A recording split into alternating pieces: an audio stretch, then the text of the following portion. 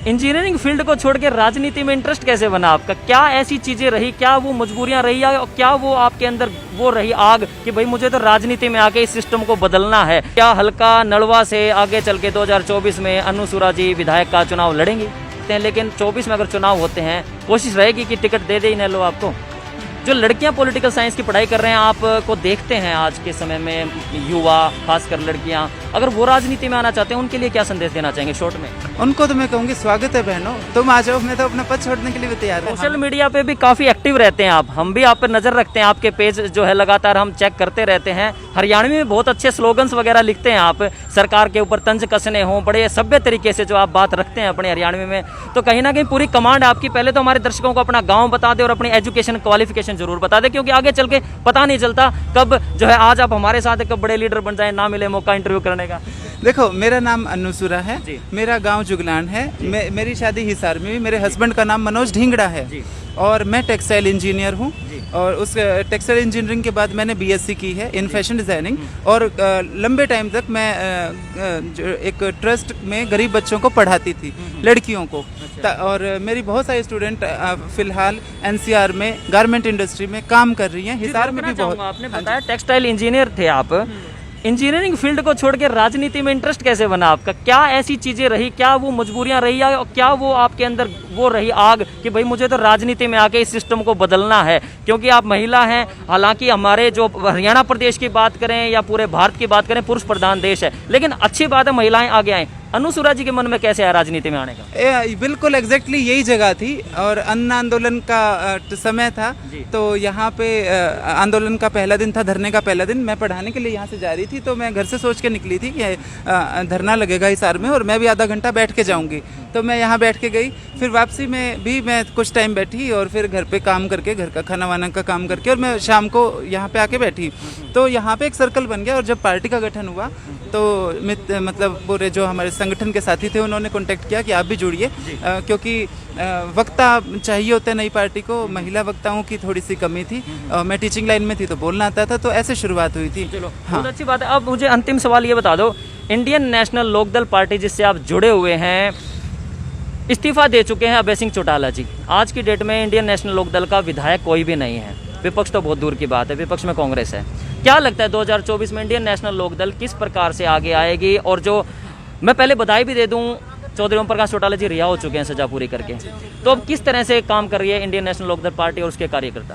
Indian national Lokdal party, मैं अभी भी उसी काम से यहाँ पे आई हूँ। हमारे साथियों का फ़ोन आया था। हम बूथ स्तर पे अपने कार्यकर्ता बनाने का काम, संगठन के गठन का काम कर रहे हैं। नलवा हल्के में भी काम मतलब हर हल्के में काम चल रहा है। मेरे पास फिलहाल जो ड्यूटी है, मैं बरवाड़ा हल्के में भी काम कर रही हूँ, नलवा हल्के में भी काम कर रही हूँ और आज हिसार में हमारी मीटिंग्स चल रही हैं।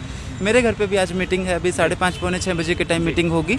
तो हम साथियों को जोड़ रहे हैं। बहुत लोग ऐसे हैं जो कांग्रेस को भी देख चुके हैं, बीजेपी को भी देख चुके हैं और निराश हो चुके हैं जी। तो उन लोगों को हम उनके संपर्क में, देखो कोई हमारे पास नहीं होगा, हमें लोगों तक पहुंचना होगा, तो एक एक व्यक्ति तक पहुंचने का काम पार्टी कर रही है।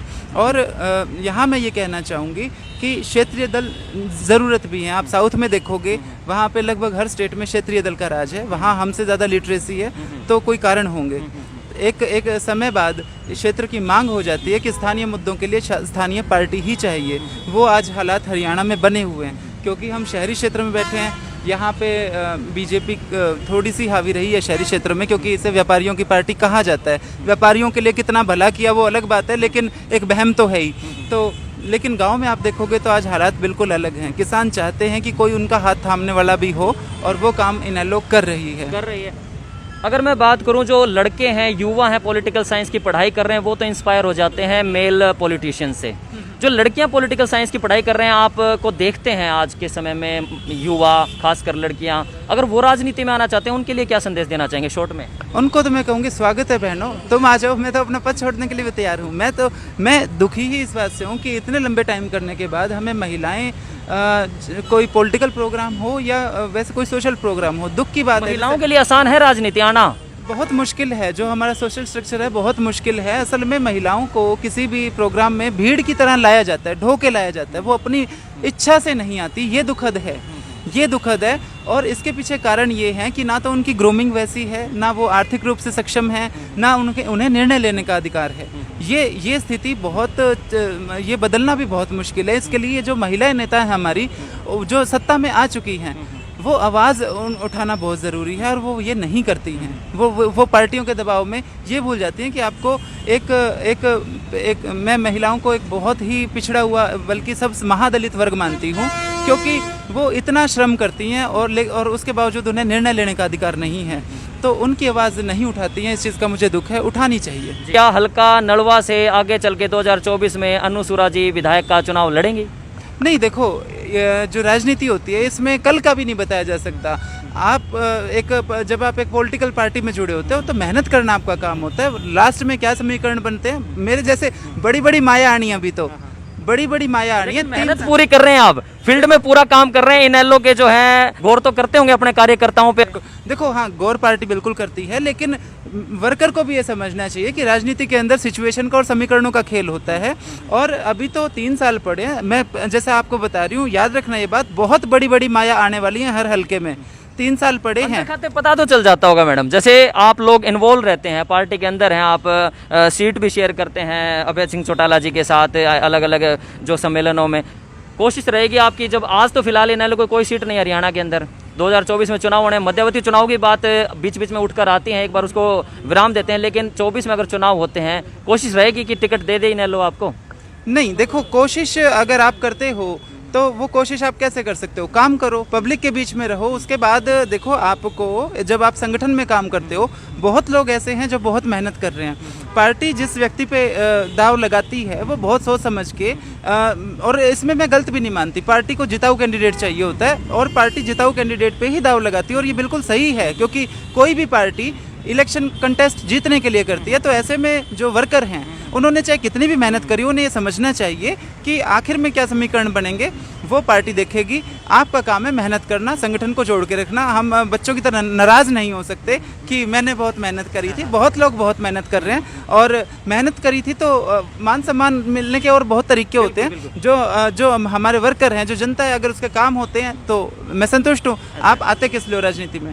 वो आपकी दो नीयत होती है कि आप मतलब कमाने के लिए आ रहे हो या अपने वर्करों के काम के लिए आ रहे हो। अगर आप वर्करों के काम के लिए आ रहे हो तो वो काम होने से मतलब। बहुत बहुत धन्यवाद, बहुत बेबाकी से और बहुत समझदारी के साथ आपने हमारे सवालों का जवाब दिया। हमारे साथ जुड़ने के लिए धन्यवाद अनु। धन्यवाद सर। अन्नू सूरा जी के बारे में मैं बता रहा था, कर्मठ कार्यकर्ता, और समय समय पे आप उनको बड़े बड़े प्लेटफॉर्म पे इंडियन नेशनल लोक दल पार्टी के अभय सिंह चौटाला के साथ देख सकते हैं। आज हमने उनसे काफ़ी सवाल जवाब किए और बड़ी खूबी के साथ उन्होंने हर बात का उत्तर भी दिया। तो फिलहाल देख रहे थे आप HN24। अन्य गतिविधियों से जुड़े रहने के लिए देखते रहिए हमारा चैनल HN24। धन्यवाद।